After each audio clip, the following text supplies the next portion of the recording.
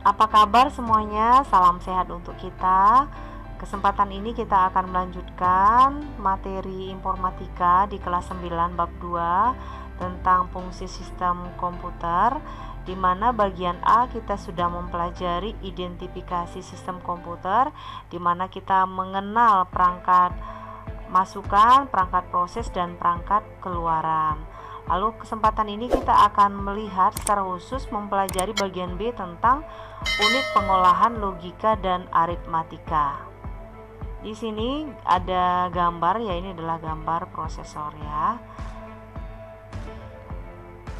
Di sini ada beberapa gambar yaitu tentang CPU ya. Jadi di sini perangkat masukan minggu lalu kita sudah pelajari.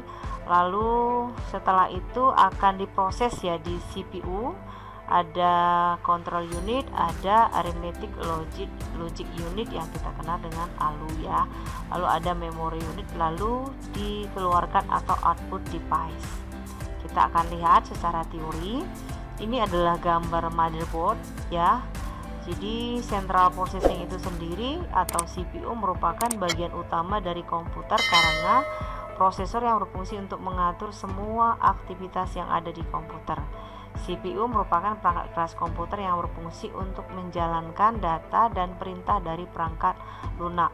Mungkin kalau kita lihat dari sini, ini adalah gambaran mouse ya, ini di belakang ya, jadi ada USB ya. Lalu di sini mungkin ini kan slot ya untuk VGA card gitu ya. Jadi ini di dalam CPU sendiri. Lalu yang kita kenal di sini adalah prosesornya. Oke, lalu di sini sebenarnya tempat pemasangan memori ya, memori slot ya. Oke, baik. Berikutnya kita lihat komponen CPU tadi sudah ya, unit control berfungsi untuk mengatur jalannya program. Adapun CPU bertugas untuk mengontrol komputer agar terjadi sinkronisasi kerja antar komponen dan menjalankan fungsi operasinya. Fungsi unit kontrol mengendalikan dan mengatur input dan output, mengambil instruksi dari memori utama, mengambil data dari memori utama untuk diproses, menyimpan, dan jika ada perhitungan dan perbandingan logika, maka instruksi akan dikirimkan ke ALU serta untuk mengawasi kerja dari arithmetic logic unit ini gitu ya. Kita lihat fungsinya di sini atau bertugas untuk melakukan operasi perhitungan aritmatika, perbandingan logika ya. Lalu kita juga lihat di sini ada pengertian register, merupakan alat penyimpanan yang kecil tapi mempunyai kecepatan yang cukup tinggi ya.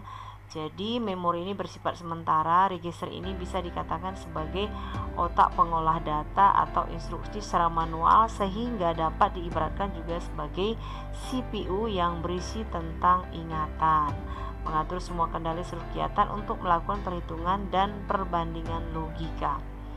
Kita lihat kembali di sini, arithmetic logic unit itu salah satu bagian komponen dalam sistem komputer yang berfungsi melakukan operasi atau perhitungan aritmatika dan logika.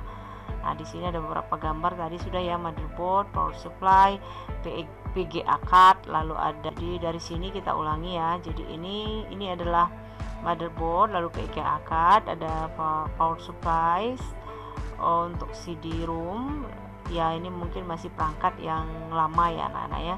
Ada RAM, lalu ada LAN card ya, ada hard disk, prosesor gitu ya. Ini ada pendingin ya. Oke, baik. Berikutnya kita lihat pengertian dan cara kerja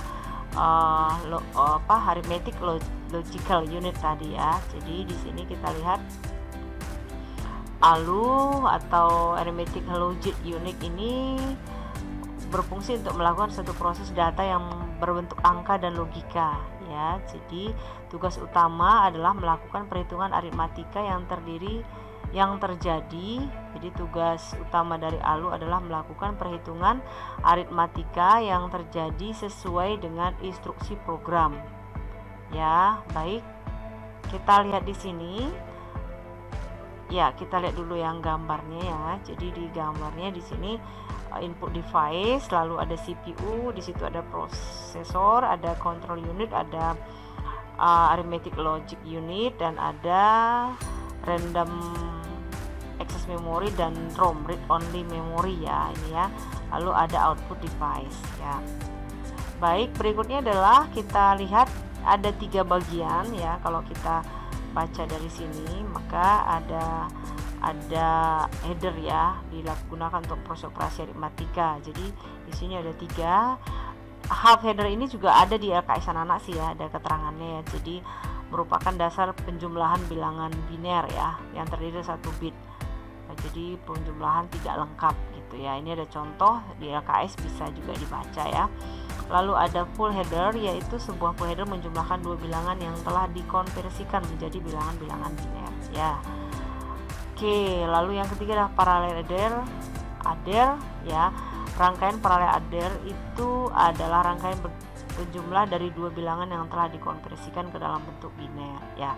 Ini tentunya praktek baru bisa anak-anak, namun setidaknya kita mengenal istilah-istilah ya. Memang ini sulit ya, harus dipraktekkan, namun setidaknya kita sudah mengenal ya istilah-istilah di setidaknya kita sudah mengenal ya istilah-istilahnya dulu ya. Oke, terima kasih atas perhatian anak. Tetap jaga kesehatan. Oke, thanks for learning. Take care of you. Dan tetap ya, ingat kembali bahwa perangkat masukan itu adalah keyboard, mouse ya. Lalu ada proses, ada output, printer, plotter, dan monitor. Nah, ini juga digambarkan sama ya. Oke, thank you.